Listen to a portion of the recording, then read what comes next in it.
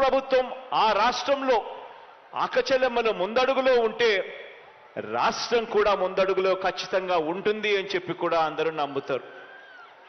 ఈరోజు నేను చెప్తా ఉన్నా, గర్వంగా కూడా చెప్తా ఉన్నా, దేశ చరిత్రలో ఎక్కడా కూడా జరగని విధంగా, రాష్ట్రంలో ఇంతకుముందు ఎప్పుడూ కూడా చూడని విధంగా